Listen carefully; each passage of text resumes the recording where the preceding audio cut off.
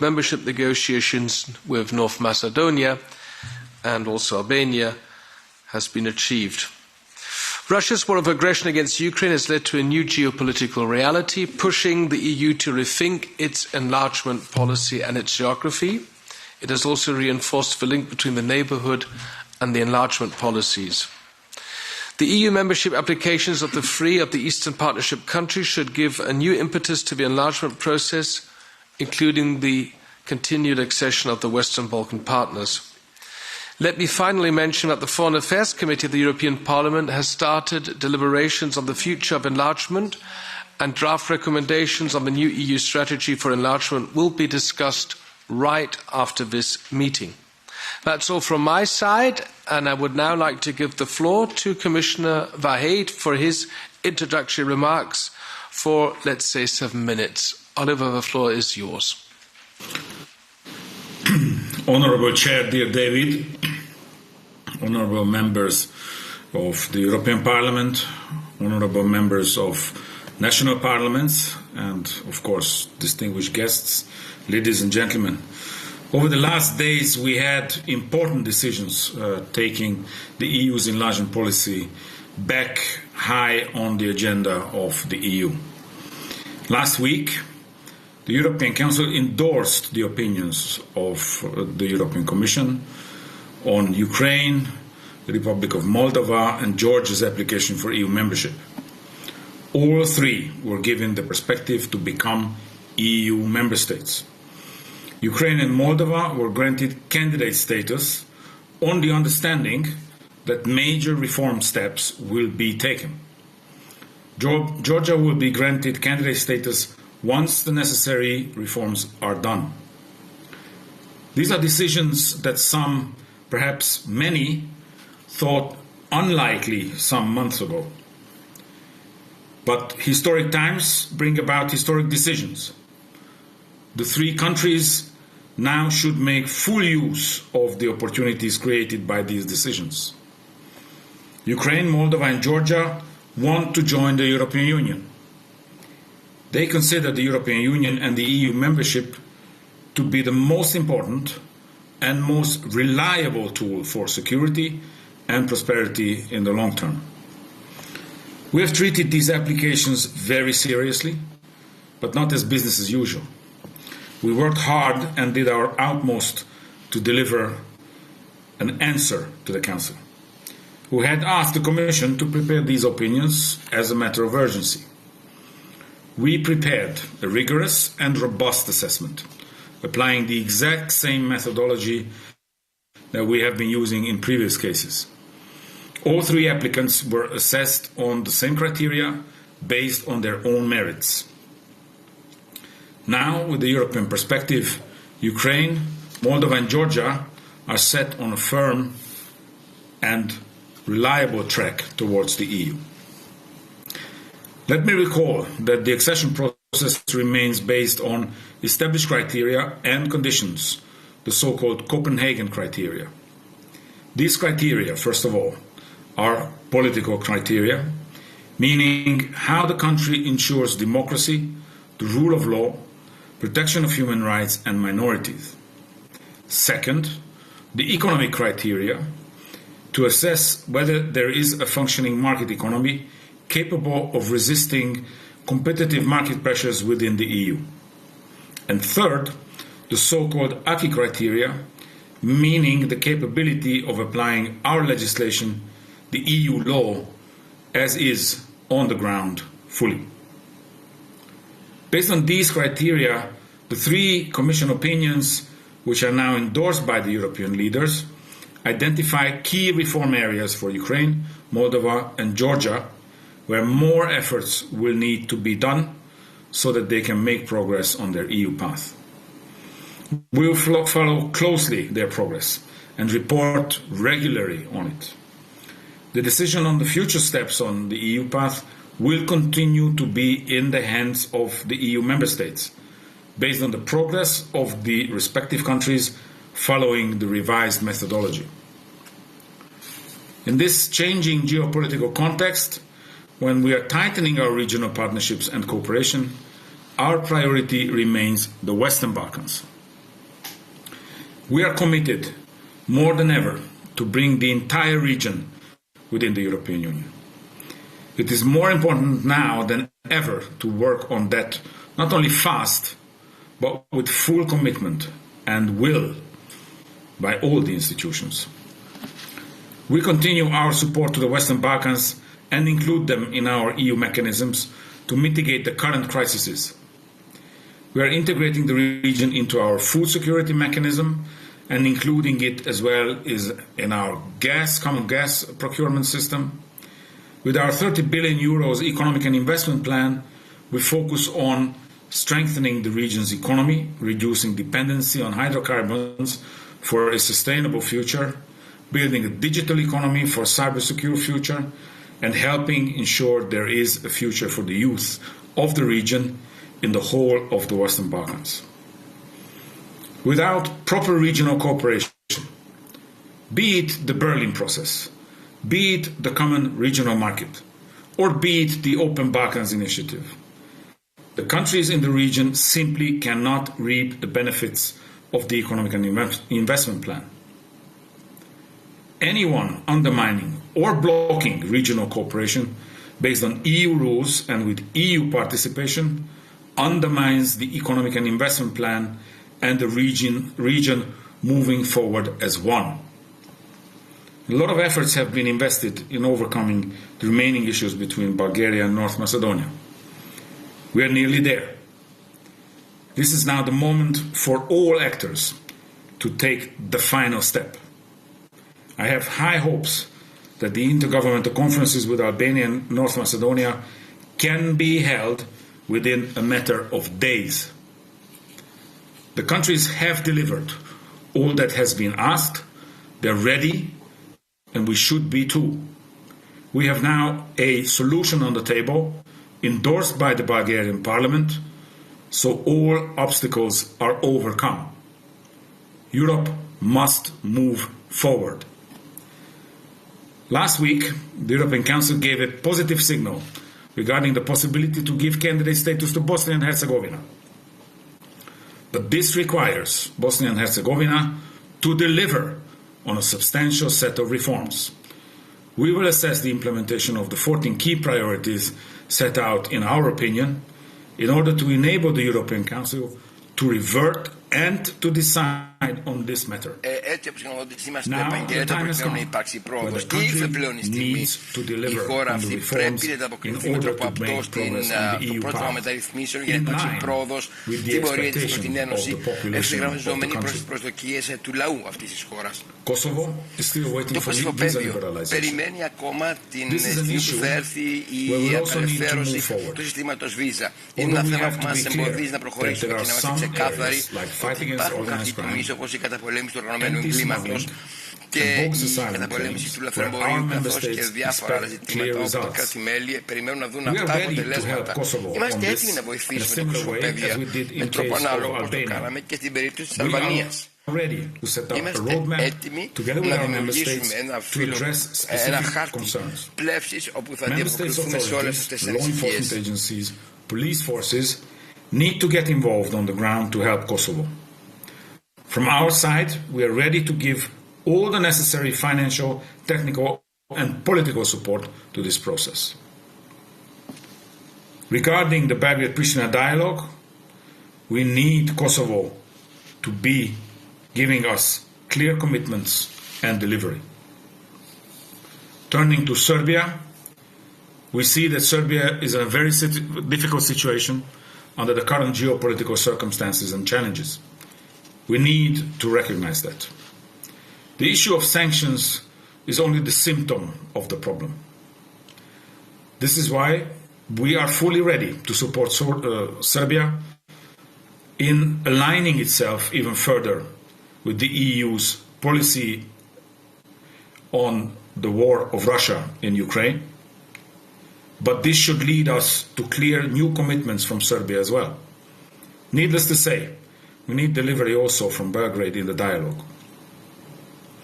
Montenegro has gone through a period of democratic transition, but the country is on a good track. We expect the new government to restore the political and institutional trust, to maintain the cross-party dialogue, and to pave the way to move forward swiftly on the key pending EU reforms. The next milestone for Montenegro is meeting the interim benchmarks for the rule of law chapters 23 and 24.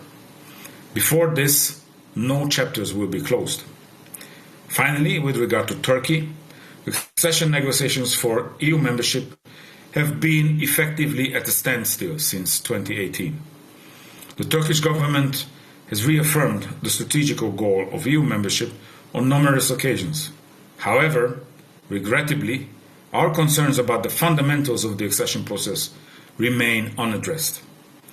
The Commission continues intensifying engagement with Turkey in the areas of joint interest and in line with the guidance of the European Council. To conclude, the unity the EU has shown until now has been our biggest asset. We are stronger together. The historic decisions taken last week provides a clear vision. It is now the responsibility of all of us to turn this vision into reality. There is a lot of work ahead. We are all aware of that, and we need to go together on this. Thank you.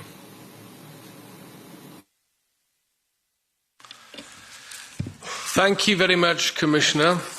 Thank you for your valuable insights, and I guess this was a good kick-off for our today's discussion.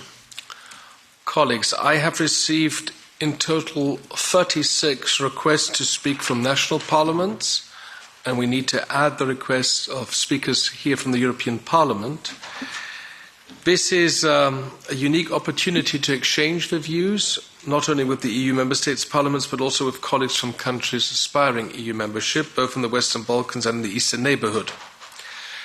So in order to accommodate all the requests for the floor and to ensure an equal treatment of all colleagues, I will have to be strict with the speaking time, which is up to 1 minute and 30 seconds per speaker. And once again, I will have to be strict, and 1 minute and 30 seconds is not 2 minutes and 30 seconds, it's 1 minute and 30 seconds, and a remote meeting makes it difficult for the chair at a certain stage to simply have to turn off the microphone for the connected colleague. But don't blame the chair, I'm only executing our joint rules to make this possible. So let's try and make it work, and I once again really ask for your collegial cooperation. The first speaker is from a national parliament. I would like to give the floor to Mr. Alexander Mereshko from the Verkhovna Rada. Please, the floor is yours. Thank you, Mr. Chairman. I'll try to be really quick. You know what's going on the ground, that Ukraine is currently outgunned and outnumbered by Russia. And the war Russia is waging against Ukraine is not only a war against Ukraine as such, it's a war against Europe. Russia is trying to punish us for wanting to become part of European family, to be free, not to be slaves of Russia, but to be part of Europe. And we deserve it because we've been waging war with Russia since 2014. And it took us 2 revolutions and 1 long war to become a member of the European Union. I believe that Ukraine is an asset. It has a huge potential for the European Union. It shouldn't be treated as a burden or as a problem.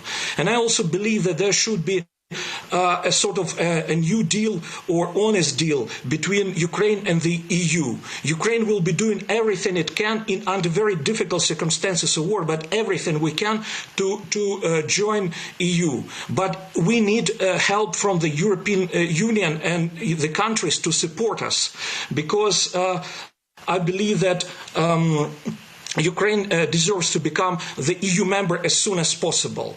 I think it can happen within nearest years. And Ukraine should become an all-European project, because we're a country which will be ruined by Russia, which is in war. But Russia, we shouldn't succumb to Putin. We should do everything we can to destroy his plans and to admit EU to the European Union as soon as possible. Thank you, Mr. Chairman. Thank you. That was more or less a bit over 1.5 minutes. That was a good beginning. I understand that Mr. Gomez Reyno from the Spanish Parliament, Ms. Ariana Musilio Shoshi from the Kosovo Assembly, and Ms. Laima Andrikina from the Seimas in Lithuania are not connected. So the next on my list would then be Ms. Rosalia Ibolia Biro from the Chamber of Deputies from Romania.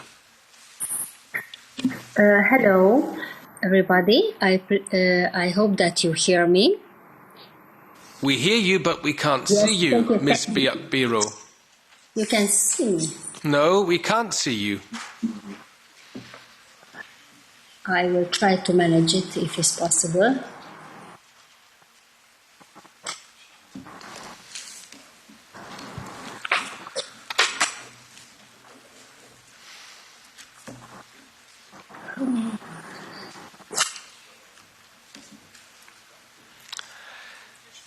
Ms. Biro, try and connect again with the camera.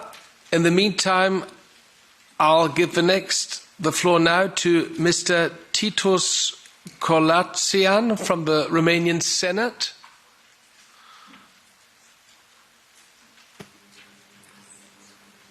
Yes. Go ahead. Yes. Hello. No. No.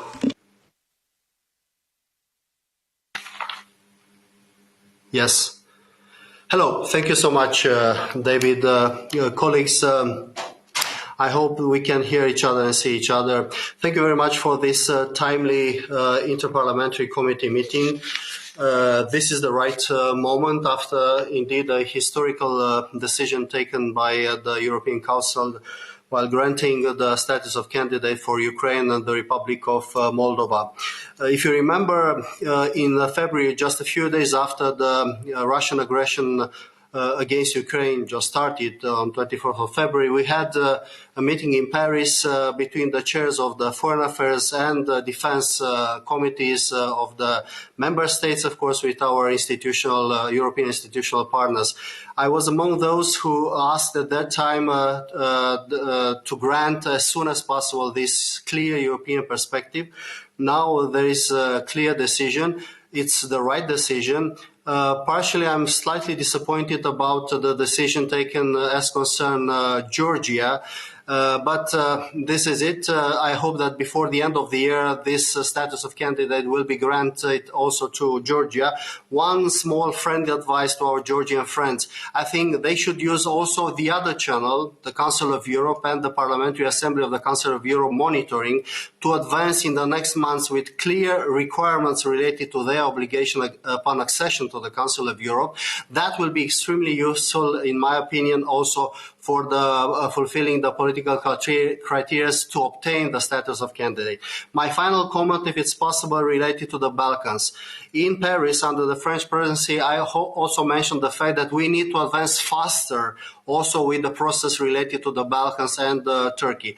Unfortunately, somehow we are still taken prisoners by a bilateral dispute among one member state and one candidate country. Also, this has a negative impact on another candidate country, which is Albania. My only hope and political support is nevertheless to try to find a compromise solution that will allow the advancement faster with the European process also for the Balkans. Thank you so much. Thank you. That was way beyond 2 minutes, but we're still at the beginning trying to practice. Michael Gahler for the first MEP. Yeah, thank you very much. Also, Commissioner Vahey for illustrating where we stand now. Of course, we all welcome the decision that has been taken. Now, as I am the standing rapporteur on Ukraine, my question is, of course, on this country. The assessment from the Commission that had been taken was dated for the 31st of December 21, of course, before the war started. So, fair enough, that was the point of reference. Now, when we assess how to proceed and how to advance with Ukraine, it requires now, in the light of the destruction that Russia has caused to the country and the overall situation, the assessment that you will be doing, hopefully by the end of the year. I hear noises that it might take even longer, has of course to consider the reality on the ground. So my question is, how would we, together with the Ukrainians, assess what the most urgent needs are? They may all be moving targets because we do not know how long the war will go and in which direction it will go. So which are your thoughts in this regard, how to now thoroughly assess where we stand with regard to Ukraine? Thank you very much. Thank you. Next is Ms. Biro. We're going to give her a second try. I'm calling Bucharest.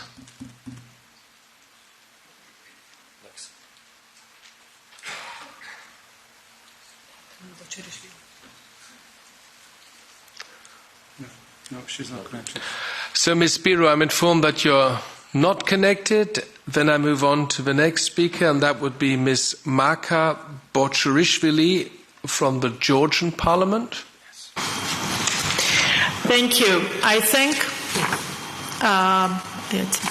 thank the European Parliament AFET Committee for inviting us to this interparliamentary meeting today. It has been a decade that Russia's aggressive policy in our region does not let us to escape war and destruction.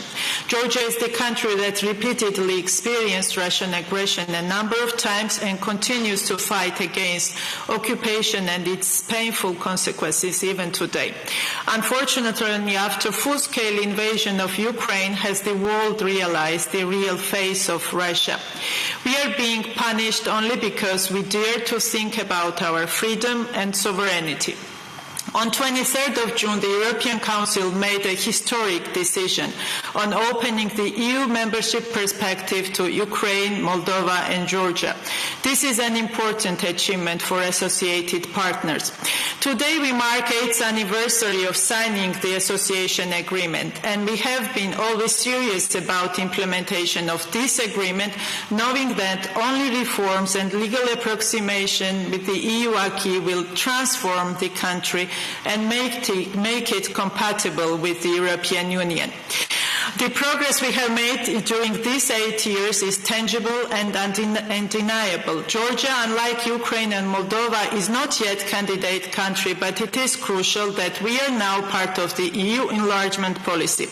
We will continue the effective implementation of reforms that will advance Georgia on the path of European integration and bring us closer to our ultimate goal.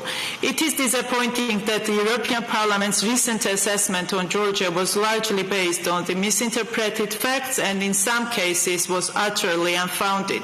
We are currently living in a very complex geopolitical environment, and making such mistakes only increases the vulnerability and does not help us to directly address these threats.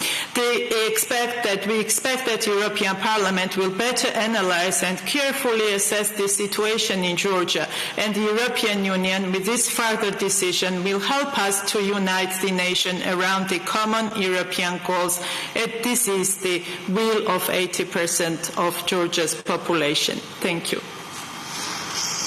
Thank you, colleague. Next is Mr. Ioannis Bournos from the Hellenic Parliament. Dear colleagues, I congratulate Ukraine and Moldova, and I hope Georgia will be next.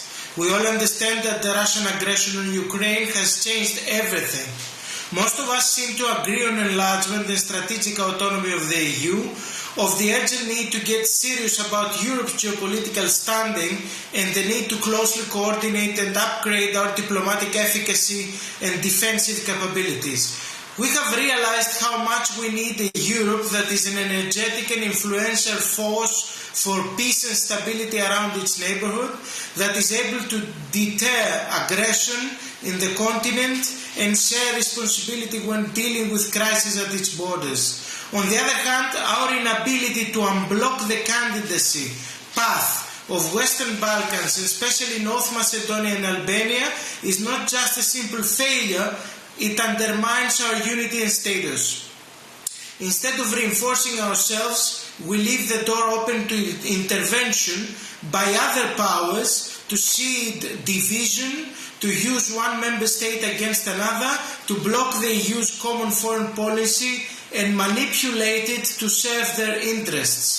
The enlargement and integration of the Western Balkans is a step towards peace, stability and growth, especially for the Balkan region and all current member states. So let us all rise up to the occasion and assume our responsibilities. Thank you very much. Thank you. MEP Pitsula is next. Hvala predsjedniče.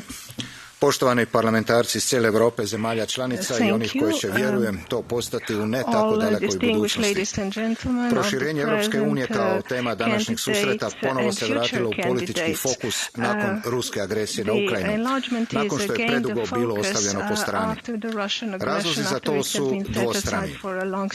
I zbog smanjenog apsorpcijskog kapaciteta Europske unije uzrokovana je serijom internih i eksternih kriza, ali zbog nedostatka uvjerljivih argumenata u prilog daljnjem proširenju koje smo očekivali iz dobrog dijela zemalja u pristupnom procesu. Bez obzira na objašnjenja, mislim da zajednički možemo zaključiti kako je upravo politika proširenja jedna od najuspješnijih politika Europske unije od njenog nastanka. Jer povijest Unije je povijest širenja demokratskih vrijednosti, potvrđivanja koristi od suradnje i jačanja sigurnosti na kontinentu. A upravo ovo posljednje predstavlja trenutno najozbiljniju prijetnju. Podrška Ukrajini i Moldaviji je s pravom upućena prošlog tjedna na Vijeću, a europska perspektiva potvrđena je i Gruziji. Sada je na komisiji da politiku proširenja prilagodi novim okolnostima i novom formatu. U isto vrijeme prošlotjedni sastanak Vijeća izazvao je novi val apatije na Zapadnom Balkanu, jer osim reference o potencijalnom kandidacijskom statusu za BiH nije bilo konkretnog napretka. Konačnim otvaranjem pregovora sa Sjevernom Makedonijom i Albanijom i ukidanjem viza za građane Kosova, Europska unija može pokazati da je u kontinuitetu, a ne povremeno, dorasla novim izazovima i da može postati uvjerljivi geopolitički akter. U tom kontekstu, odlična potvrda tih ambicija bila bi, na primjer, ubrzavanje i završetak pregovora s Crnom Gorom u mandatu ove komisije i Europskog parlamenta. Hvala. Thank you, Tonino Pitsula.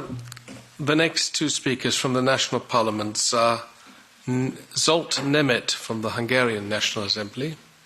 Zsolt. Hello, dear colleagues.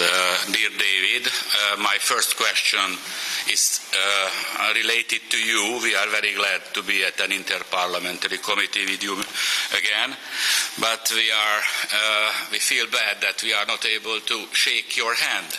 We would love it, David. Do you still intend to invite us to Strasbourg or Brussels in the near foreseeable future? This is my first question.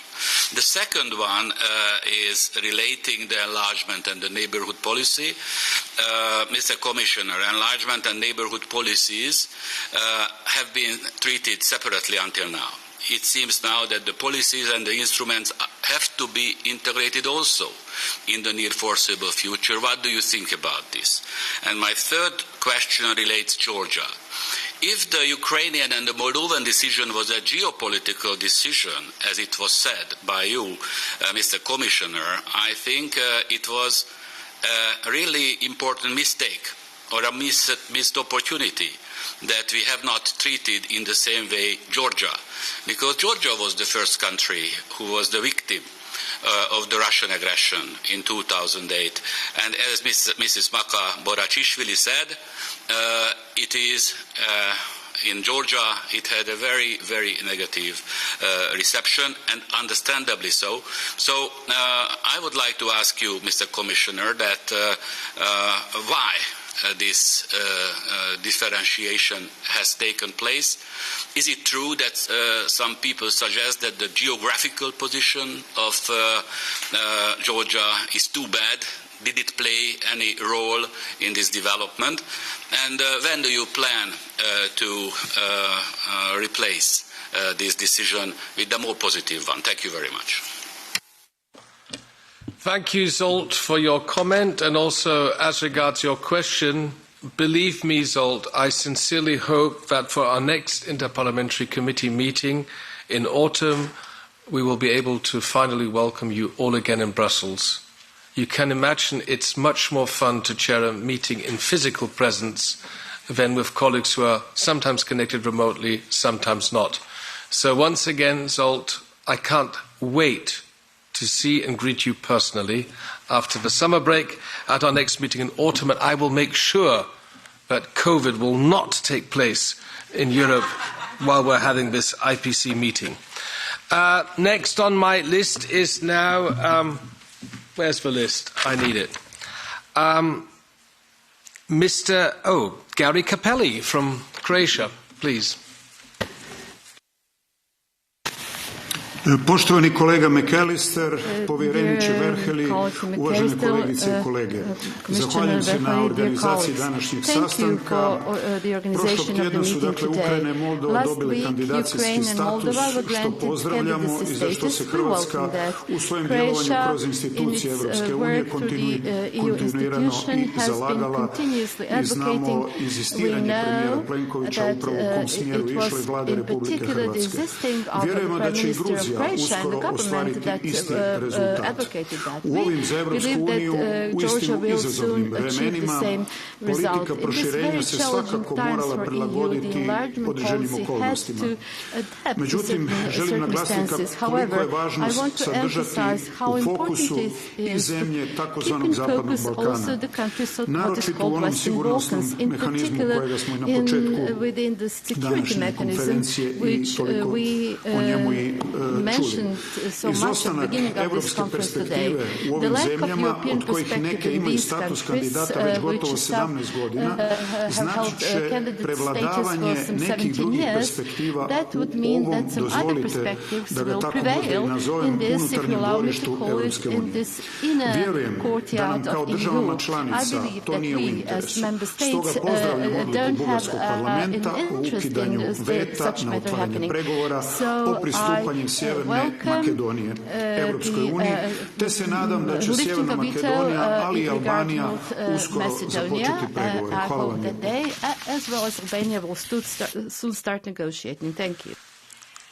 Thank you, Mr. Capelli. And colleagues, to make things even more complicated, I've been informed that the clock taking the time of speakers is no longer functioning.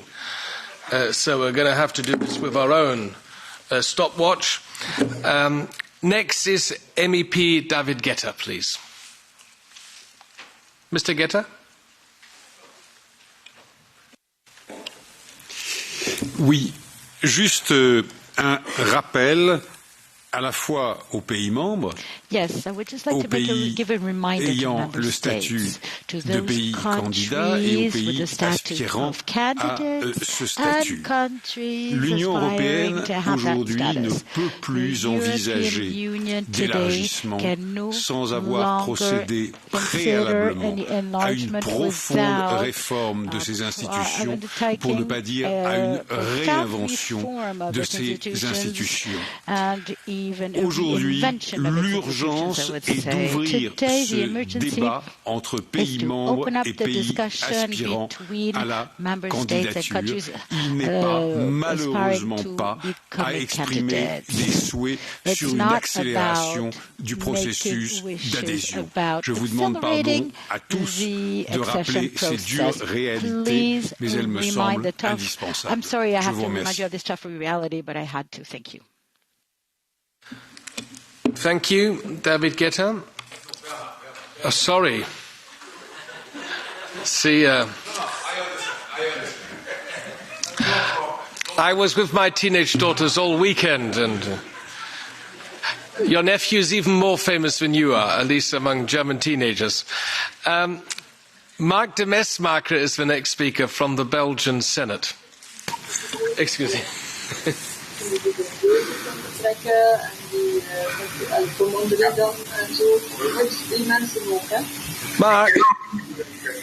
Mark. Sorry, I was lost in translation. Goedemiddag collega's. Good afternoon, colleagues. Ik zou 2 dingen willen zeggen. In de titel van deze conferentie staat in the aftermath of Russia's aggression, in de nasleep van. En het probleem is, we zijn nog niet in die nasleep. De oorlog is nog bezig. But the problem is that we're not yet in the aftermath. The war is still ongoing and has been since 2014. En wat de EU betreft, Poetin denkt nog altijd dat de eenheid die wij nu tonen toch niet zal duren. Dat hij het Westen zal uitputten. Wij zijn democratie, waar altijd wel een verkiezing in het verschiet ligt. Poetin heeft geen electorale zorgen.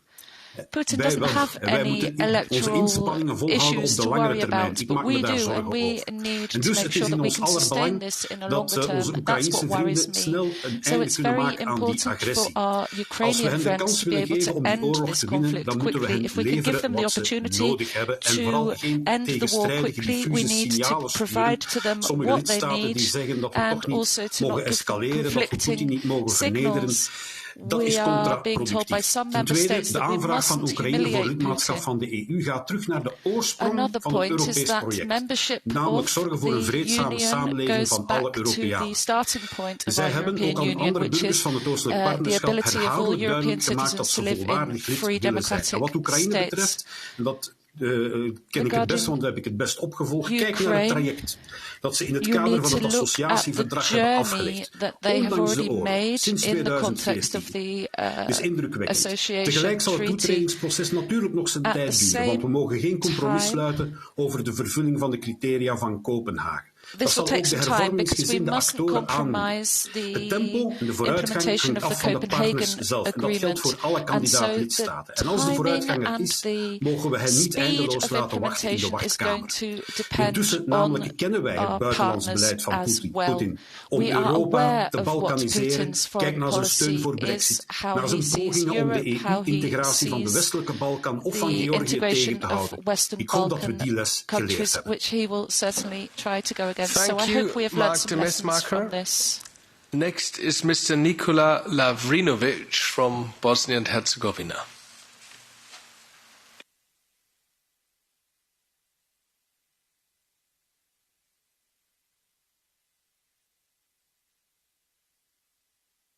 Mr. Lavrinovic is not connected. Then the next speaker is Mr. Ricardo Sousa from the Portuguese Assembly.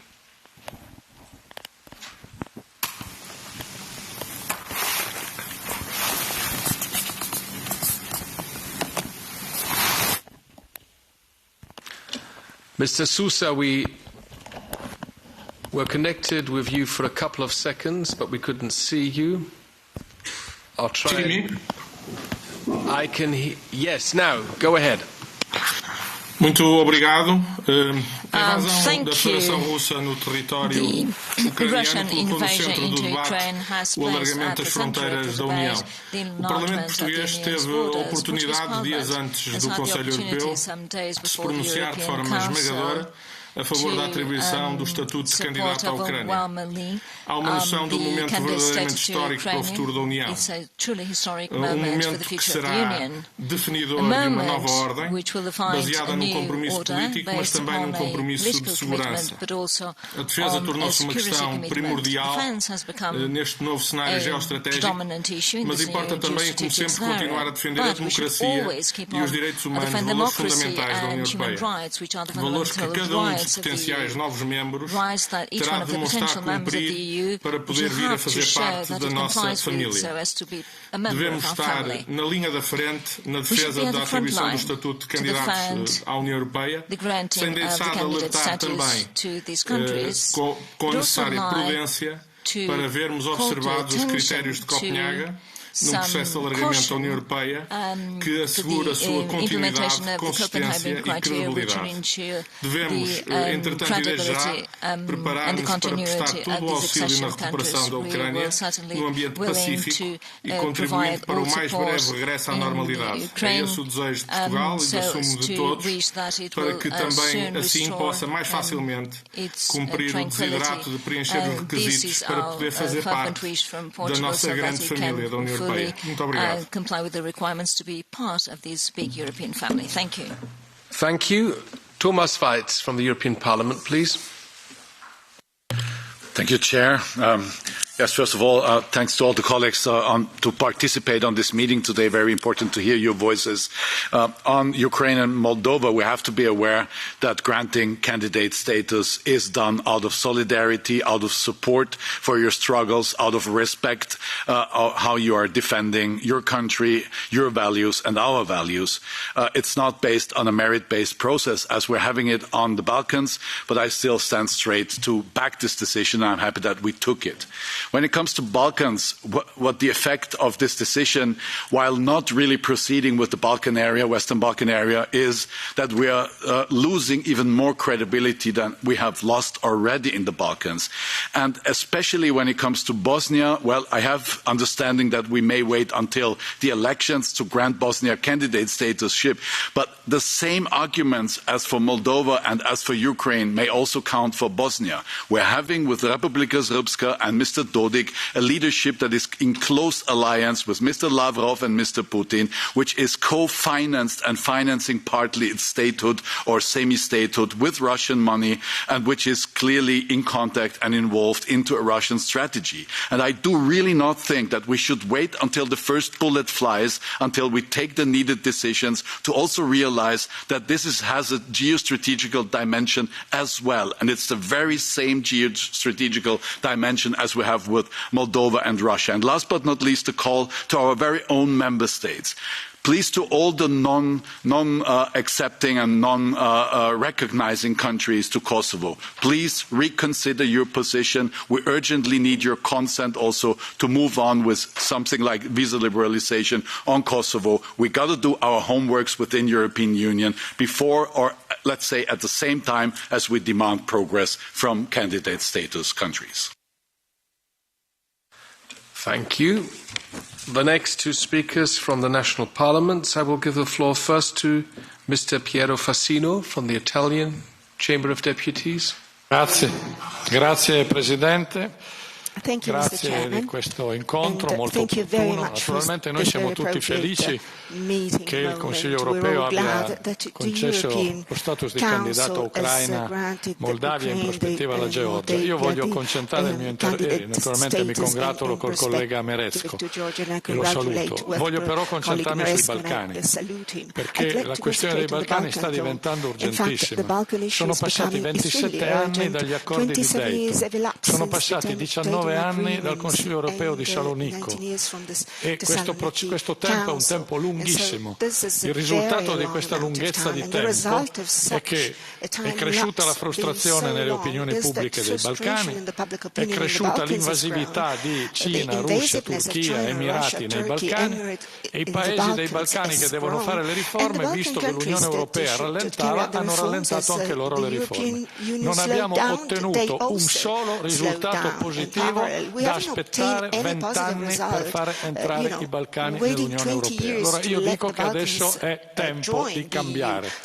Un ambasciatore dei paesi balcanici nei giorni scorsi mi ha detto: ma noi dobbiamo aspettare che la Russia ci invada perché l'Unione Europea finalmente ci consideri membri della famiglia? Allora io credo che queste parole devono suonare come un allarme e quindi è tempo di cambiare passo. Il Consiglio europeo ha concluso con un documento che dice accelerazione dei negoziati. Bene, questa accelerazione deve essere concreta, non può essere soltanto una dichiarazione. E per quello che riguarda il Nord Macedonia, la proposta della Presidenza francese è che si consideri l'impegno della Macedonia a modificare la Costituzione un elemento importante per aprire i negoziati, ma l'impegno, la proposta francese non prevede che fino a che non si modifica la Costituzione non si aprono i negoziati con la Macedonia. Anche su questo cerchiamo di non fare errori. Abbiamo bisogno di dare un segnale di tempestività e di effettiva volontà politica di integrazione dei Balcani. Non abbiamo più tempo. Thank you, Mr. Fassino. Next is Pavel Fischer from the Czech Senate. Thank you so much, Mr. Chair. Very happy to take part in this important debate at this very moment. I will have one question to our friends from Western Balkans who are online or who are participating here today. because among the conclusions of this European Council, we read under the number 15 that in the conclusions, European Council calls for acceleration of the accession process. And my colleague from Italy spoke about already. My question mark is, how do you, in Western Balkans, imagine that this acceleration should be realized? And now my second point and final one is that I would like to react to the first introductory remarks by Oliver Farhel, the Commissioner on Neighbourhood and Enlargement, a member of the Commission which declared to be geopolitical. Commissioner, you have our full support because you, I try to quote, you said, Commission will help to align with EU policy on the war with Russia, and you spoke about Serbia. I think that the relationship of EU with Russia and China is very conflictual, and we will help Serbia to deliver also on this, but the choice is theirs. And we have to alert that buying weaponry from Russia or China might be extremely dangerous. Thank you. Thank you, Pavel Fischer. Ms. Bonfrisco is next, please. Thank you, Chair. Grazie, Presidente. Ben trovato al Commissario Varhey e benvenuti a tutti i colleghi dei Parlamenti nazionali riuniti qui oggi per celebrare l'unità dell'Unione Europea nelle nostre diversità.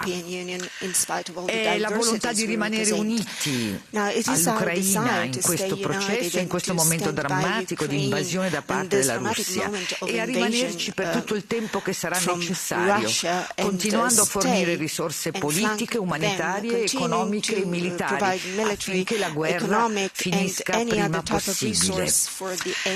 Anche il commissario ha sottolineato come i Balcani occidentali guardino avanti, con una visione proiettata sul futuro, cercando nuovi modi di cooperare insieme, di sviluppare contatti e relazioni in una meritata prospettiva europea e atlantica. A titolo di esempio mi riferisco all'Albania, che dal 1 gennaio è componente del Consiglio di sicurezza delle Nazioni Unite e pertanto decide sulle questioni più importanti del mondo, siano esse conflitti e le loro conseguenze sulla fame, sull'energia, la minaccia nucleare, il terrorismo e così via. E allora a questo punto vengono buone, vorrei riportare qui le parole dell'ambasciatore albanese Ferit Hoxha al Palazzo delle Nazioni Unite di New York sui Balcani occidentali, che lui esalta come una regione in rapido sviluppo, una regione che non dimentica la propria storia ma che non è ostaggio del suo passato. L'accelerazione deliberata dal Consiglio europeo oggi diventa per noi quindi un obbligo morale e l'Europa non può più perdere tempo. Grazie. Thank you, dear Ms. Bonfrisco. I have good news. Apparently the clock is back. So please keep an eye on the 1.5 minute proposal. Next speaker on my list from the national parliaments is Mr. Haris Georgiadis from the House of Representatives in Cyprus. Thank you, Chair. Dear colleagues, Ukraine's application at a time when it is waging a struggle for its freedom and independence against the brutal authoritarian regime, Putin's Russia, and the granting of a candidate status represents a triumph for European integration. And the cases of Moldova and Georgia carry an equally significant symbolism. It is such countries which demonstrate a real commitment to European liberal democracy, to European values and principles, which deserve the right to membership. And I would also like to encourage the other applicant states from the Western Balkans to maintain their commitment and effort. On the other hand, this cannot be said of countries which fail to respect international law, which violate human rights and which do not respect the sovereignty and the territorial integrity of their neighbours, of EU member states. Thank you, Mr. Chairman. Thank you. Next is Mr. Tomáš Valášek from the Slovak National Council. Many thanks, David, and I apologize for the informal get-up, but it's unbelievably hot in Slovakia. Colleagues, it isn't obviously over the war, but it's not too early to start drawing some early lessons. I mean, to me, the most important lesson is that we gain absolutely nothing as Europeans from denying countries that desire membership the right to apply and leaving them in a grey zone. This is not to say, obviously, that all of the countries that wish to join will also qualify in the end, but it does mean that those who wish to join, those that are in Europe and clearly live and die by our European ideals, should never be told no out of the fear of angering Russia, because that attitude gains us nothing. Vladimir Putin, I'm afraid, will do as he pleases. He is determined to restore the zone of influence that includes the former Soviet satellites, and he will try to pursue that goal, including through use of force, irrespective of what we do and say. We don't have the power to change his mind, but we do have the power to deny him success. And one of the most important ways is, of course, by binding countries and willing countries such as Ukraine close to the EU and eventually into the EU, not just the same street, but into the same house. We now have a mountain of evidence that accession works, not perfectly, but a vast majority of countries that have joined have become more prosperous, more democratic, and therefore more immune to Russian shenanigans. My last point, I listened carefully to Chancellor Scholz's warning that enlargements have increased the need for reform, and I agree, but I warn that that mustn't become an excuse for us not to advance Ukraine's and Moldova's memberships now that we have done the right thing and granted them a candidate status. The absence of reform, including in the way we make decisions, that's our problem, our challenge, not theirs. So let's get on with it. Thanks, David. Thank you, Tomáš. Next is for the European Parliament, Kinga Gál. Thank you, Chair. I'm happy that the enlargement got a new impetus with the decision last week taken, and thanks to Commissioner Várhelyi to his clean commitment towards enlargement, what he expressed in his intervention in the beginning. I think it was a very important symbolic decision to give the candidate status to Ukraine and Moldova, and it will help the European perspective, these countries. But it is also very important to remain coherent in decision-taking and to keep our credibility. Therefore, I regret that Georgia, as well as Bosnia-Herzegovina, were not granted the same status this time. And I want to underline, as it was underlined several times today, but we have to press on this, that it is more important than ever to keep our credibility and reliability towards the Western Balkans. It is in the interest of us that the security of EU and the stability of EU is linked strongly to the security and stability of the Western Balkans. And we have to encourage these countries, because what we see and feel now is a disappointment and discouragement from their side. So therefore, I underline that we have to speed up negotiations and open up new chapters with Serbia and Montenegro, and open negotiations with North Macedonia and Albania, give the candidate status to Bosnia-Herzegovina, and grant visa liberalization to Kosovo. Thank you, Chair. Thank you, Kinga. Next is Mr. Branimir Gvozdenovic from the Skupština in Montenegro.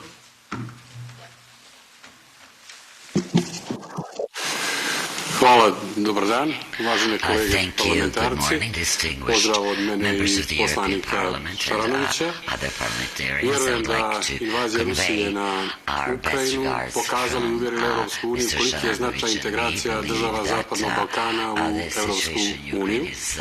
Neophodno je pokazati stvarnu predanost europskoj perspektivi u regionu kako bi se proces integracije ubrzao. Također, fokus Europske unije mora biti usmjeren ka spoljnopolitičkim ambicijama koje su do sada po našem viđenju zapostavljene zbog prioriteta unutrašnje konsolidacije. Jasna poruka zvaničnika Europske unije da zemlje Zapadnog Balkana imaju mjesto u Europskoj uniji, ali moram istaći da Crna Gora isključivo interesuje članstvo u Europskoj uniji. Nikakve alternative nama nisu prihvatljive. Odbor kojim ja predsjedavam, Odbor za europske integracije Skupštine Crne Gore će naredne nedelje organizovati posebnu sjednicu posvećenu razmatranju izvještaja Europskog parlamenta u Crnoj Gori koji usvojen prije nekoliko dana.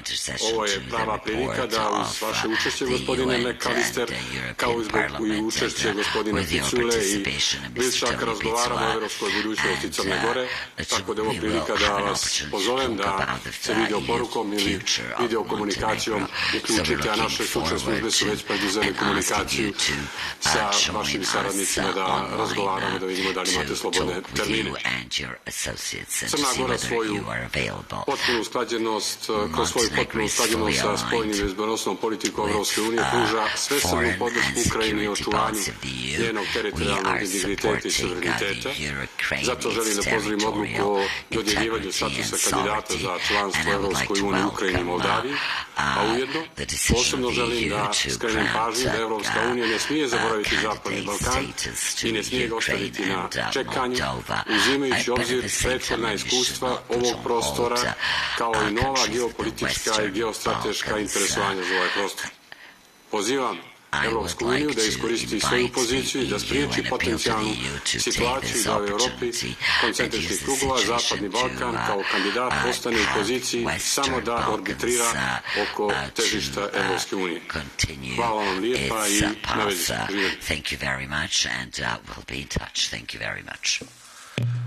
Thank you. Next is Mr. Antonio Milošovski from the Republic of North Macedonia. He's not connected. Then I can now give the floor to Ms. Biro from Romania, who I have been informed is now connected. Ms. Biro? Yes, Mr. Chair. I am very...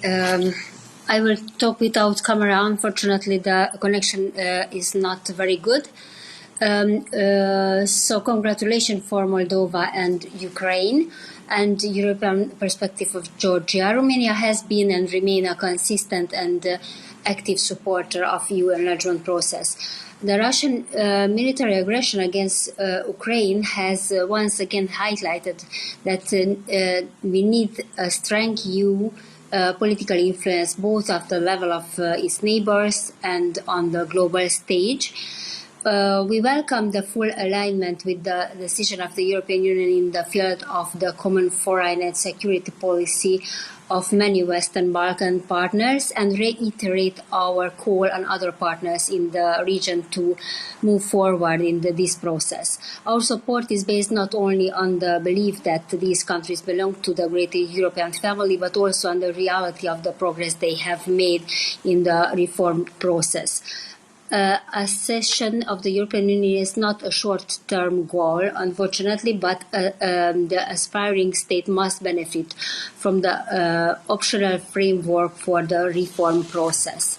Romania strongly supports the need for a visionary political gesture in line with the commitment of the aspirating states, and we support a clear engagement process. We need to encourage the Western Balkan states. We need a strong political will and an efficient strategy. Thank you. Thank you, Ms. Biro. Now I give the floor to Andrius Kubilius from the European Parliament. Well, thanks a lot, Chair. Very briefly, definitely also congratulations to our friends in Ukraine and in Moldova for getting recent decisions. But also I'd like to congratulate EU decision makers that for me it looks like that EU is coming back to understand that enlargement policy really is of a huge geopolitical significance. So I would not agree with those who are saying that candidate status given to Ukraine and Moldova is just a symbolic gesture. It's some kind of humanitarian aid.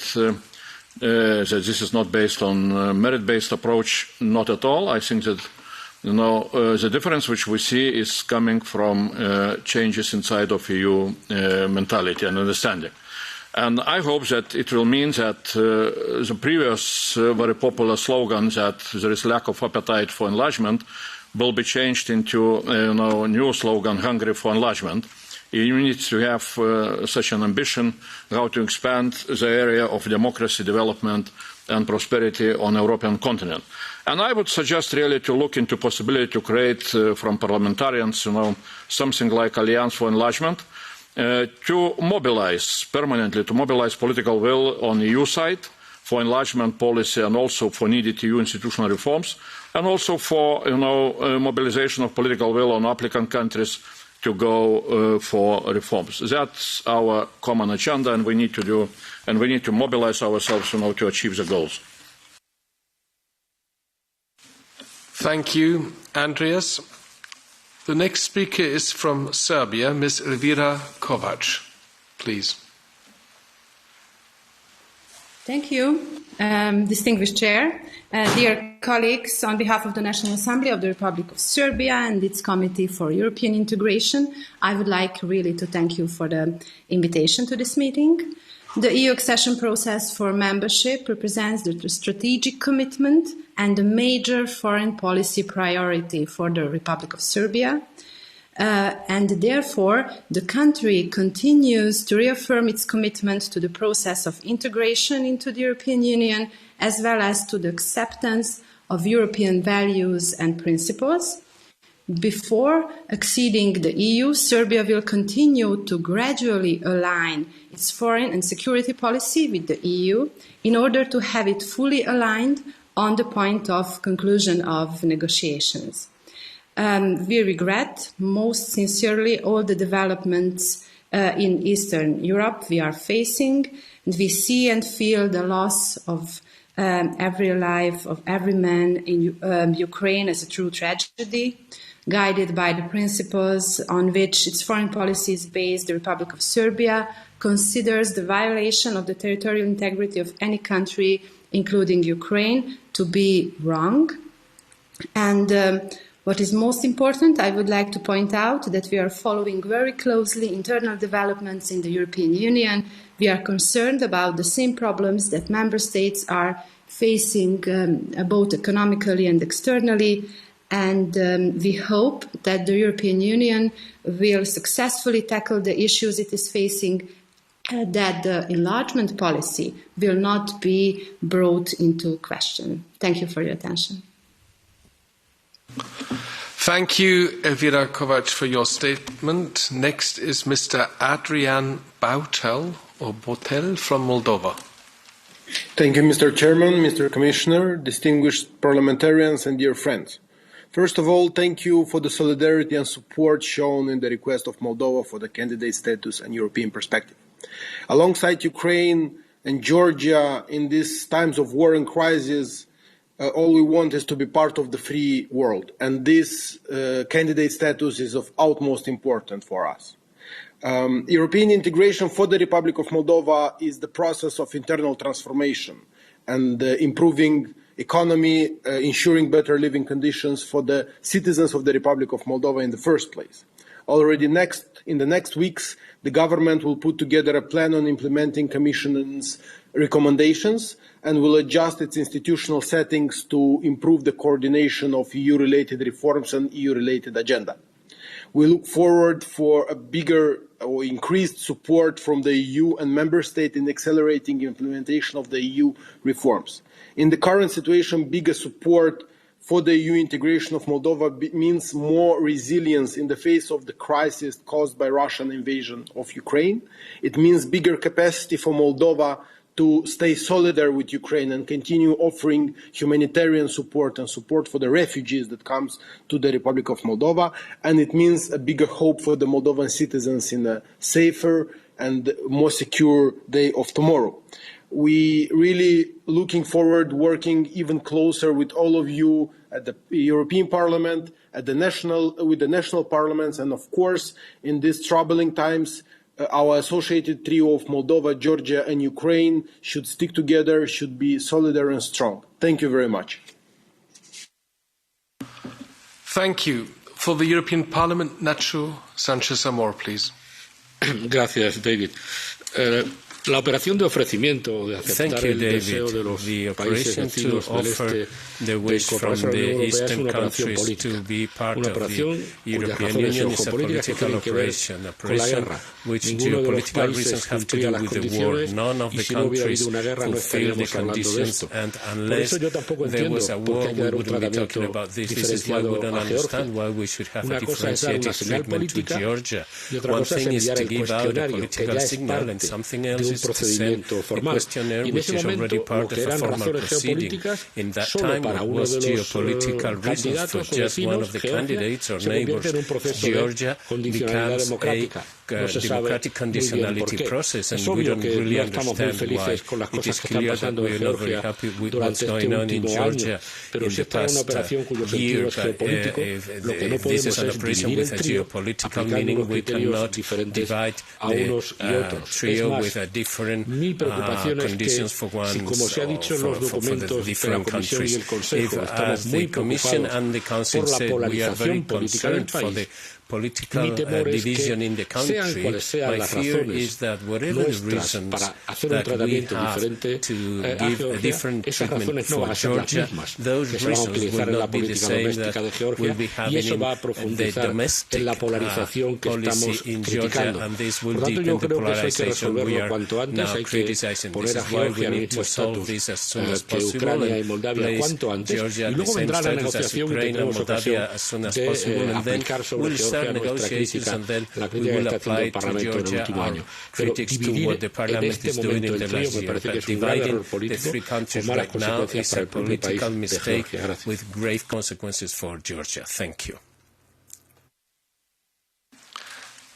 Thank you, Nacho. Next is Ms. Ventislava Lyubinova from the Bulgarian National Assembly. I've been informed that you have camera problems. If you speak without camera, it's English only and it would not be interpreted. Please. Hello.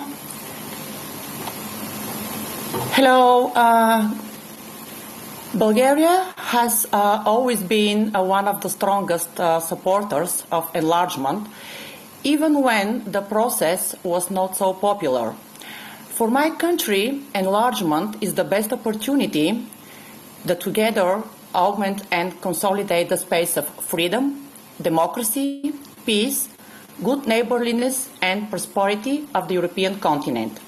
This cause is even more important today because of Russia's brutal aggression against Ukraine. I welcome the decision of the European Council to grant status to Ukraine and Moldova. I am sure that we will all continue to work to make this happen, for Georgia as well, which is also my personal cause. I would like to say a few words about the Western Balkans, where the geopolitical situation it is still different from our Eastern partners.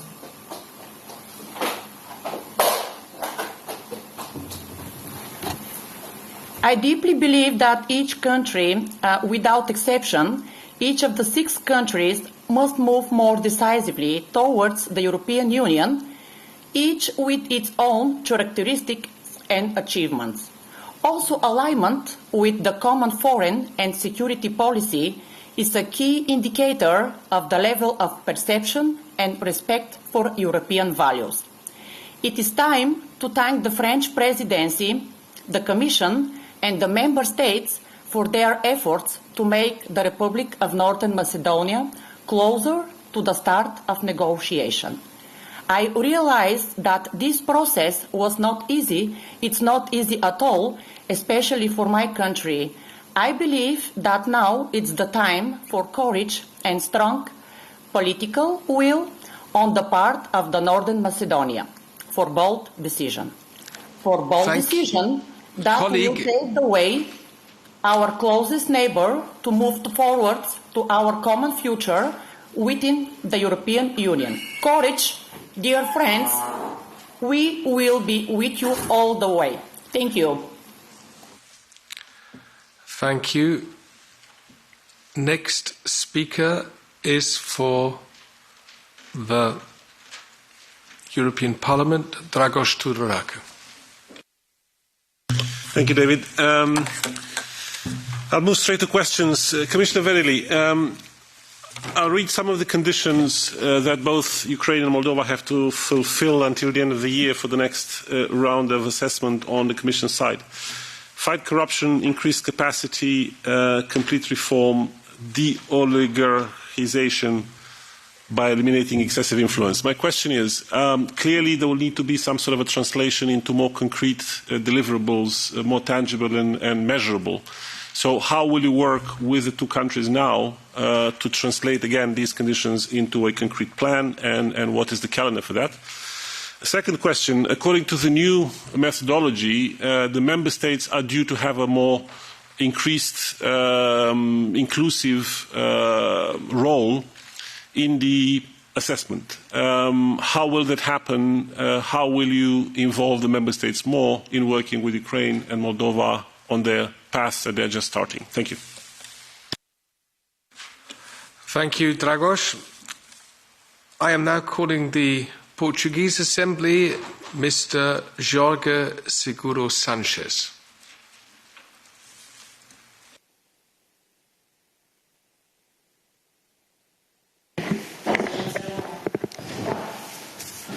Sr. Presidente da Comissão, Sr. Comissário, caros participantes do Parlamento Europeu e dos Parlamentos Nacionais, cumprimento especial aos nossos convidados, bem-vindos.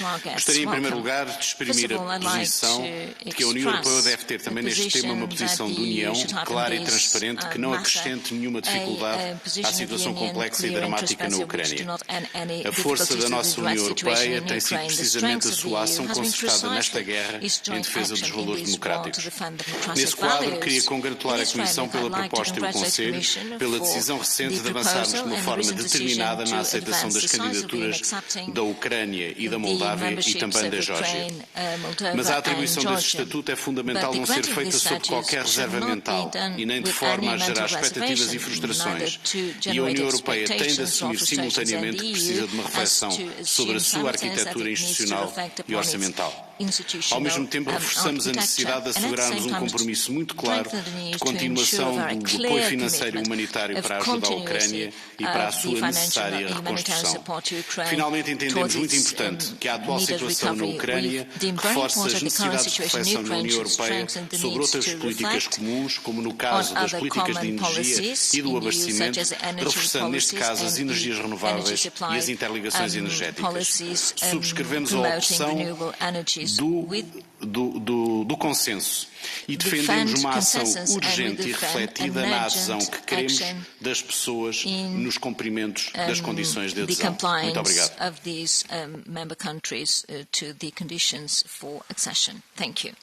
Thank you. Next speaker is Mr. Peter Ozuski from the National Council of Slovakia. Dear Chairman, dear friends, of course, it's a pleasure that our neighbor Ukraine received a status of candidate. On the other side, the country is bleeding. And we have in European Union a rule that we can accept only a country without any border disputes. And in this case, we, in fact, if we think about it really, leave Georgia, Moldova, and Ukraine in fate in hands of KGB criminal from Kremlin, because all these three countries have border disputes, and if we stick to this rule, all the invitations, all the nice gestures are less worth. By the way, I would use my time to appeal on all colleagues parliamentarians. They should press to the governments that it's nice to participate in a meeting and give invitation, but Ukraine needs weapons, weapons and weapons, because only victorious Ukraine can be member of EU, and that's why it's our duty not only to invite, but also to do the most actual and most positive thing we can do for them. By the way, we should avoid any fifth column, any agent of Putin in European Union. And it is also the case of Western Balkan. There is no interest in countries that look to Kremlin as a other choose. Thank you. Thank you. Next speaker here in the European Parliament is Mr. Kyrtsos. Ευχαριστώ πολύ, κύριε Πρόεδρε. Συμφωνώ απόλυτα με τον Επίτροπο αρμόδιο για τη διεύρυνση, ο οποίος είπε ότι οι ιστορικές στιγμές επιβάλλουν ιστορικές αποφάσεις. Θα ήθελα όμως να προσθέσω ότι οι ιστορικές αποφάσεις, δηλαδή υπέρ της διεύρυνσης προς την Ουκρανία και τη Μολδαβία και αργότερα προς τη Γεωργία, επιβάλλουν και ιστορικών διαστάσεων προσπάθειες. Και θεωρώ ότι τόσο στο στρατιωτικό επίπεδο όσο σε ό,τι αφορά την οικονομική βοήθεια δεν βοηθάμε την Ουκρανία όσο θα έπρεπε. Επίσης θέλω να ρωτήσω τον Επίτροπο πώς σκέφτεται να προσεγγίσει το ζήτημα της Ουκρανίας, γιατί η στάνταρ διαδικασία για τη διεύρυνση δεν νομίζω ότι μπορεί να εφαρμοστεί, εφόσον είναι σχετικά εύκολο να προβλέψουμε ότι τα επόμενα χρόνια η Ρωσία θα καταλαμβάνει ένα σημαντικό μέρος της Ουκρανίας και θα υπάρχει ένα είδος εμπόλεμης κατάστασης. Συμφωνώ απόλυτα με τον συνάδελφο από την Ουκρανία ότι το ζήτημα δεν είναι μόνο επίθεση κατά της Ρωσίας κατά της Ουκρανίας, αλλά και κατά της Ευρώπης, κατά του Ευρωπαϊκού Συστήματος Ασφαλείας, και γι' αυτό θεωρώ ότι Σερβία και Τουρκία πρέπει να κρατήσουν μεγαλύτερες αποστάσεις από τον Πούτιν και την πολιτική του. Τώρα είναι η ώρα να μας αποδείξουν ότι είναι υπέρ της ευρωπαϊκής προοπτικής. Ευχαριστώ.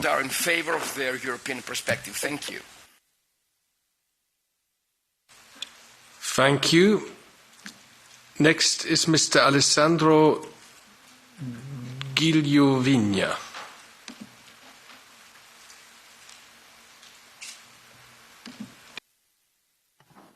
Buongiorno.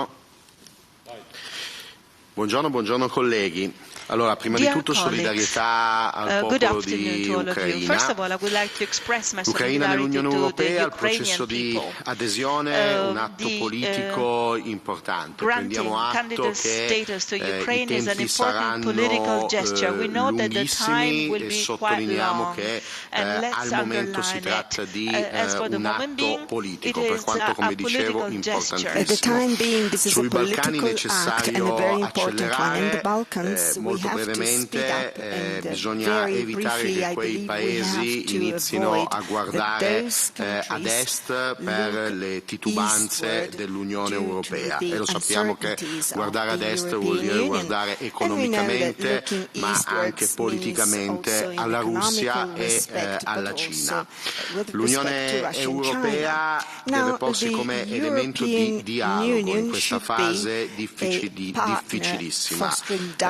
A me fa male pensare che l'Unione Europea si è fatta superare come elemento di dialogo, come istituzione che fa sedere le parti intorno a un tavolo, si è fatta superare addirittura dalla Turchia di Erdogan. Io penso che spetta a noi, io penso che spetta all'Unione Europea porsi al centro della storia per ritrovare il suo ruolo di elemento di dialogo e elemento di propensione verso la pace, e questa è una via per far ritrovare all'Unione Europea il ruolo che gli spetta nel mondo. Grazie Presidente. And therefore make it possible for Europe to take its on its role in the world.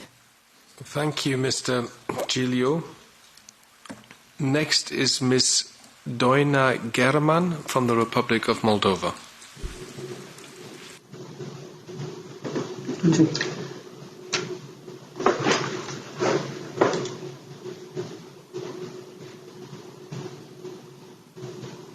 Hello, do you hear me? Ms. German, we can hear you, but it would be even nicer if we could see you. Would you like to turn your camera on? Yeah, sure. 1 second. Yes. Excellent. Go ahead.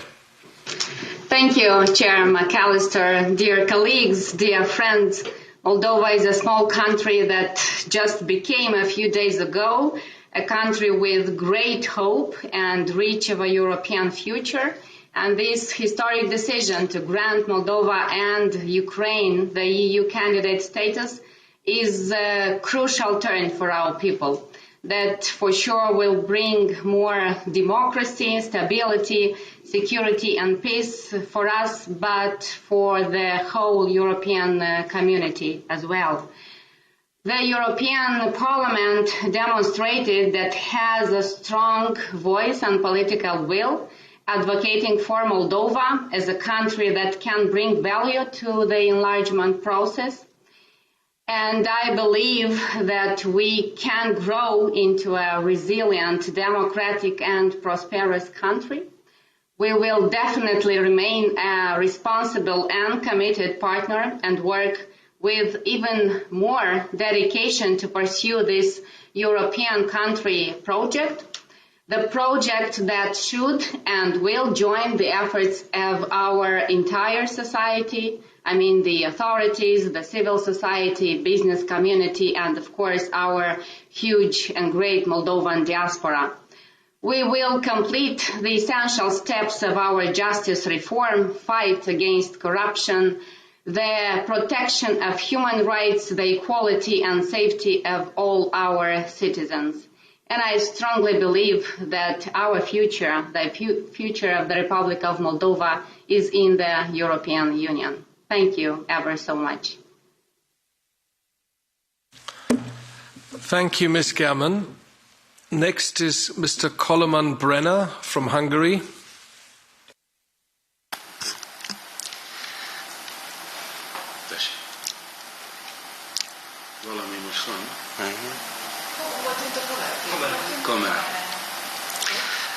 Herzlichen Dank für das Wort, Herr Präsident McAllister. Wie meine Kollegen mir sagen, kann man mein Bild nicht sehen. Herr Kollege, man kann in der Tat Ihr Bild nicht sehen. Sie können gerne sprechen, es wird aber nicht übersetzt. So sehr ich mich freuen würde, wenn Sie jetzt Deutsch sprechen. Das Problem ist, dass die allerwenigsten Kollegen wahrscheinlich Deutsch verstehen. Deshalb entweder Kamera an oder ich würde Ihnen empfehlen, Englisch zu sprechen. Oder Sie versuchen es auf Deutsch, aber dann werden es die meisten nicht verstehen. Jetzt ist die Kamera an. Jetzt ist das Bild da, wenn ich das richtig sehe, oder? Richtig, jetzt geht's los. Okay, herzlichen Dank noch einmal, Herr Vorsitzender. Ich würde es gerne fortsetzen in meiner deutschen Muttersprache. Liebe Kolleginnen und Kollegen, in dieser neuen historischen Epoche nach dem Angriffskrieg von Putin Russland gegen die Ukraine ist es sehr wichtig, dass die Europäische Union eindeutige Signale sendet. Deswegen begrüße ich auch natürlich sehr die Entscheidungen der Europäischen Union bezüglich der Ukraine und der Moldau. Allerdings möchte ich dasselbe Signal sehen, sowohl im Falle Bosnien-Herzegowina als auch von Georgien. In vielen Sonntagsreden haben wir geschworen, dass die Europäische Union auch eine Wertegemeinschaft ist. Und eben deswegen wäre es wichtig, im Westbalkan auch eindeutige Signale zu senden und den Einfluss von Russland oder auch China, also von autoritären Staaten, gegenzuwirken und sie zu überzeugen, dass auf dem europäischen Kontinent eben es sehr wichtig ist, Wohlstand und Freiheit zu sichern, und dazu gehören die europäischen Grundrechte. Und als letzten Gedanken noch als Angehöriger der deutschen Minderheit in Ungarn und vormaliger Vorsitzender von deutschen Minderheiten in Europa möchte ich ganz besonders von den Kopenhagener Kriterien die Minderheitenrechte betonen, und unsere sprachliche und kulturelle Vielfalt sollte auch in den neuen Mitgliedstaaten dann bewahrt werden. Herzlichen Dank für die Aufmerksamkeit. Vielen Dank, Herr Kollege Brenner, für Ihren Beitrag. Next speaker is Konstantinos Dioulekas from the Hellenic Parliament. Καλησπέρα από την Αθήνα. Να χαιρετήσω τον φίλο πρόεδρο Μακάλιστερ, τον φίλο πρόεδρο Φασίνο και τους συναδέλφους. Συνεδριάζουμε με ένα πόλεμο να μένεται μέσα στην Ευρώπη και αυτό κάνει πολύ πιο επίκαιρο και το μήνυμα των οραματιστών και των ιδρυτών της Ευρωπαϊκής Ένωσης για μια πολιτική ενοποίηση της Ευρώπης, αλλά επίσης κάνει και πολύ επιτακτική την ανάγκη να μην επιτρέψουμε σε καμία αναθεωρητική δύναμη να αμφισβητεί τις συνθήκες και τα σύνορα, προκαλώντας διάφορα προβλήματα σε άλλες περιοχές και προκαλώντας αναταραχή. Σε ό,τι αφορά στην διεύρυνση στις τρεις αυτές χώρες, η Ελλάδα ασφαλώς και υποστηρίζει μια στενή εταιρική σχέση σύμφωνα και με τις συμφωνίες σύνδεξης των τριών αυτών χωρών που υπεγράφησαν επί ελληνικής προεδρίας το 2014. Πρέπει όμως να σημειώσουμε δύο πράγματα. Ότι η διεύρυνση αυτή εξαρτάται και από τις προσπάθειες που καταβάλει κάθε χώρα και επίσης πρέπει να σημειώσουμε ότι παράλληλα με αυτή τη διεύρυνση θα πρέπει να προσέξουμε και τις υπόλοιπες χώρες οι οποίες εδώ και αρκετό διάστημα διεξάγουν συνομιλίες, ενταξιακές διαπραγματεύσεις με την Ευρωπαϊκή Ένωση και αναφέρομαι ιδιαίτερα στα Δυτικά Βαλκάνια, όπου εκεί θα πρέπει να στρέψουμε επίσης την προσοχή μας για να μπορέσουμε να βοηθήσουμε να πάμε πολύ πιο γρήγορα στην ολοκλήρωση αυτό που είπα στην αρχή, ενός οράματος για μια μεγάλη ενωμένη πολιτική ευρωπαϊκή οικογένεια. Σας ευχαριστώ πολύ. Καλησπέρα από την Αθήνα. Thank you, Efyaristo. Mr. Haki Abazi from the Kosovo Assembly is next.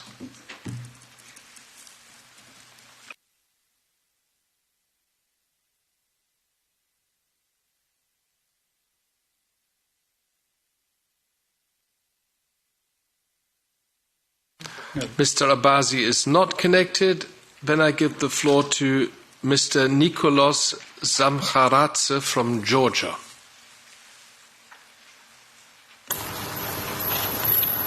Hello. It is with mixed feelings that I'm addressing you today. On the one hand, we are very happy that the European Council took a decision on giving membership perspective to Georgia, Ukraine and Moldova that we could not even have dreamt of 6 months ago. On the other hand, we are disappointed by differentiating between the associated trio, and it is especially disappointing that the conditions that are set for the three countries are mostly the same conditions at almost 90%. And this is even more lacks logical explanation why Georgia has to implement the conditions first and then get status, whereas Ukraine and Moldova got the status with the conditions. We hope that the explanation given by President Macron that it's all about geostrategic location will not hold true, because otherwise then it means that the doors for Georgia are shut. On the other hand, I would like to also stress that the conditions that we need to implement, some of them are very concrete and we welcome that and we will of course implement them, but some of them are vague and cannot be really measured, so we would like to have more clarity on those conditions that might be read differently, and this is something that we need to work together with you in order to advance Georgia's membership path and in 6 months to reconsider this decision. Thank you very much. Thank you, colleague. If I'm informed correctly, we are facing the last 4 speakers, all from the national parliaments. I now would like to give the floor to Mr. Marios Matijožaitis from Lithuania.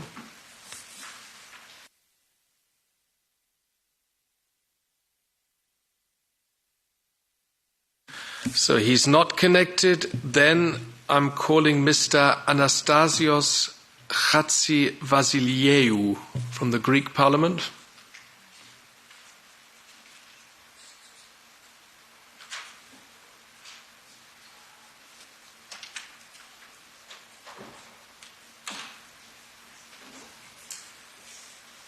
Is our Greek friend connected?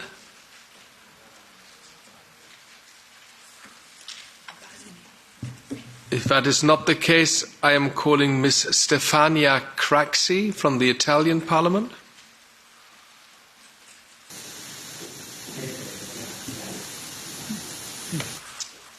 Well, that was an empty room. Quindi, sala vuota. Our colleague from Kosovo, I am informed, is now connected. Mr. Haki Abazi, we'll give it a second try.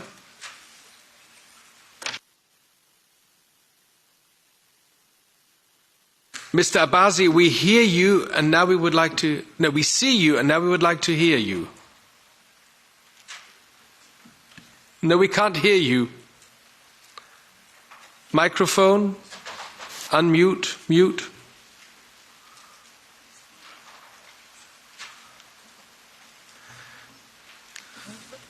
I'm sorry, we can't hear you, but we can see you.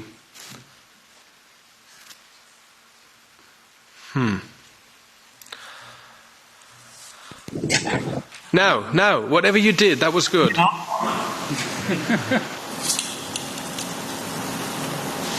Please, go ahead.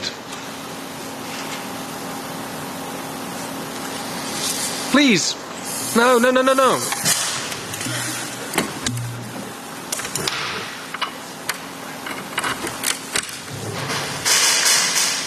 Say something.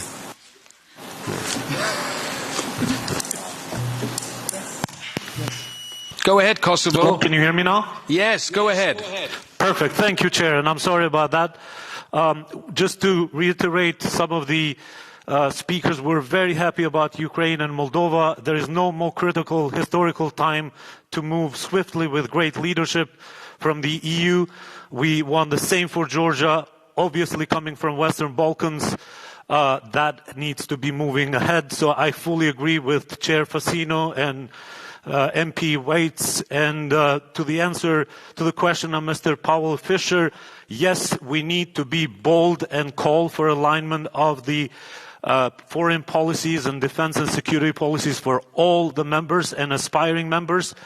Kosovo is ready, has put the sanction, has passed the resolution in support of Ukraine, is ready to move forward, and we fully believe not only on the right of the visa liberalization, but also on the membership of the Council of Europe as well. So my question, a critical question, is to Mr. Varhelyi. What kind of roadmap we're talking when European Commission in 2018 has confirmed that Kosovo has fulfilled all the criteria, double of other countries who have entered the visa liberalization process. So please, let's review fundamentally the position of the leadership and move in a bold ways in order to close all the gaps for third actors in the European continent. And Kosovo government and Kosovo institutions are absolutely ready to meet and work pragmatically, as in the case of the energy agreement with Serbia, but also on other aspects in order to close any type of vulnerability for the European continent that is coming as a threat of the third actors, and especially from Russia and its proxies in the continent. Thank you. I'm asking the Secretariat, is anybody else from the national parliaments connected? Mrs. Krasi, within 3 minutes. No. Look, we're at the end of our speaking list and we can't wait for further colleagues to go back. I would now conclude today's speakers list and would like to call DG NIA.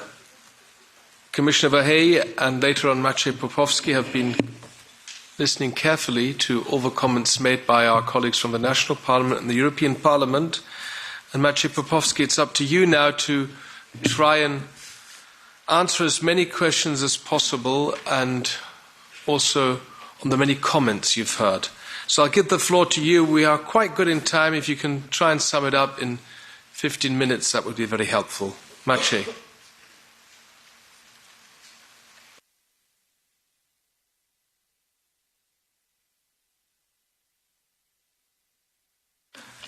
Maciej, we can see you, but we can't hear you.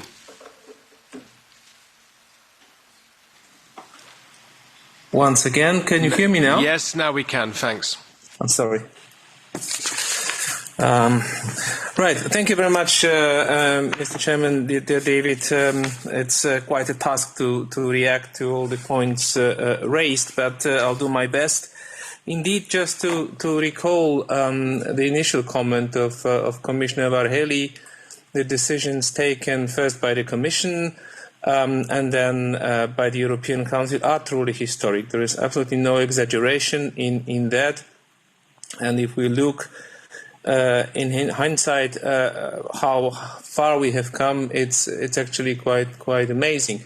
Of course, the focus is rightly on the candidate status granted to Ukraine and Moldova, and one that is possible for Georgia. But in fact, all the three countries have the European perspective confirmed for the first time ever, something which was quite difficult to imagine a few months ago.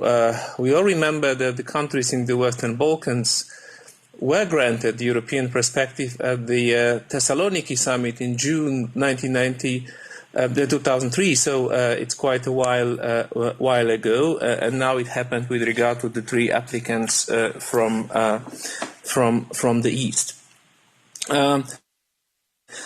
We have done everything by the book. I just want to reassure all participants. So we applied the enlargement methodology as revised in 2020 to the three applicant countries without any shortcuts. We did things very quickly, and so did they. They replied to the membership questionnaires in record time, giving us a wealth of information of very high quality, which enabled us to process the membership applications and be ready in time. The analysis is rock solid, and I have to say that it was quite rewarding, certainly for President von der Leyen, who was in the room, to listen to the heads of state and government praising the Commission for the quality of our assessment that was very well balanced and enable the Council to take the decision that it took. And this will continue. So the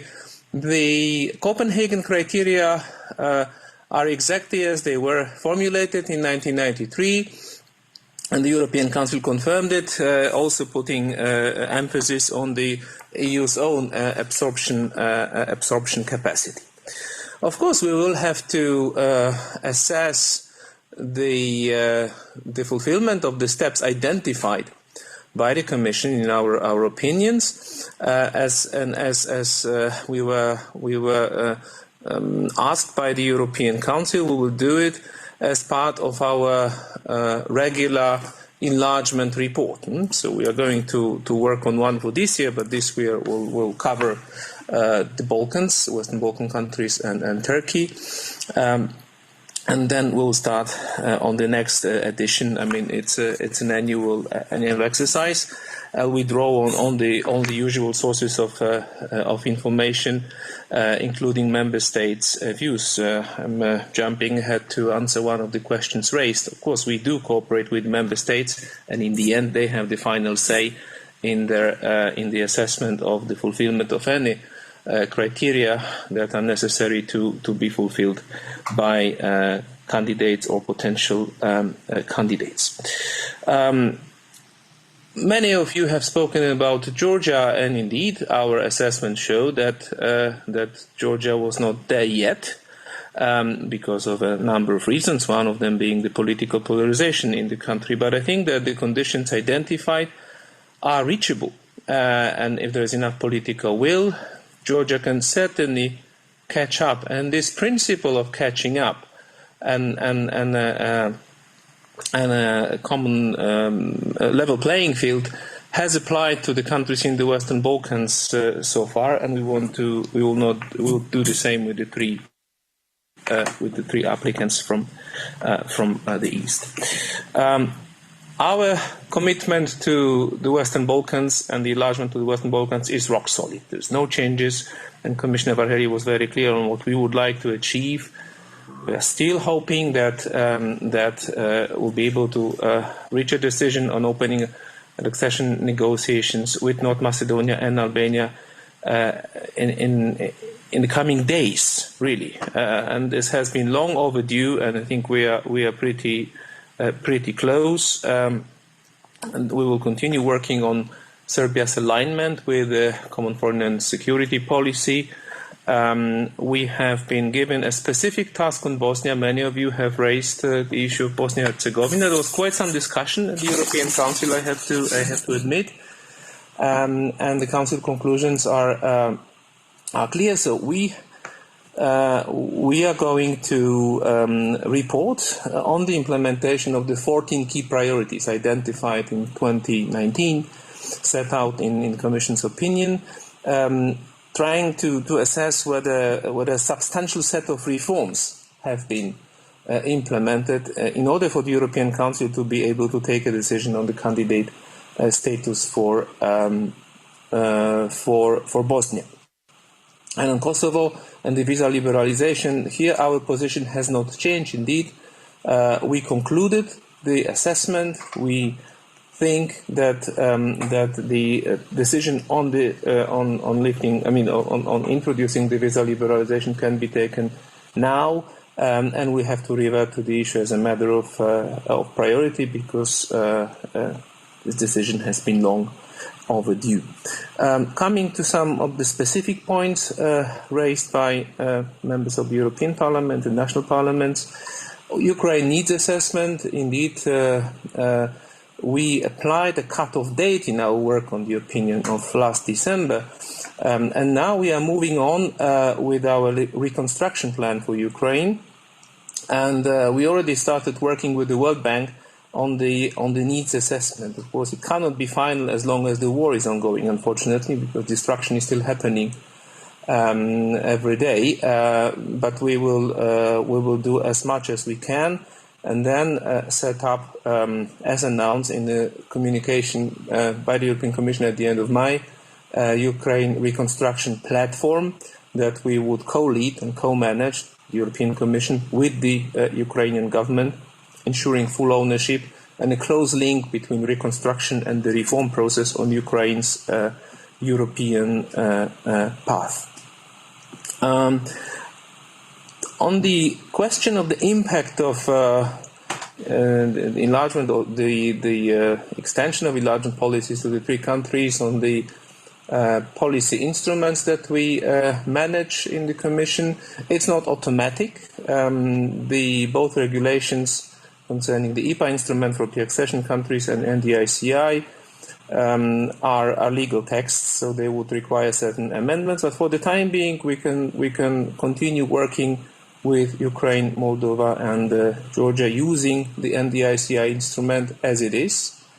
And in the communication that I mentioned before, the Commission announced our intention to set up a specific Ukraine reconstruction facility for the future that would be the main tool to work on both reconstruction and the necessary reforms.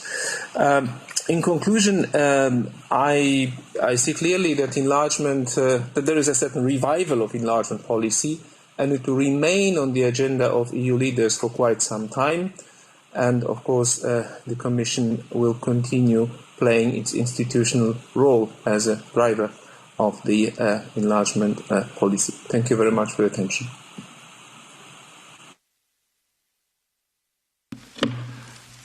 Thank you, Maciej Popowski.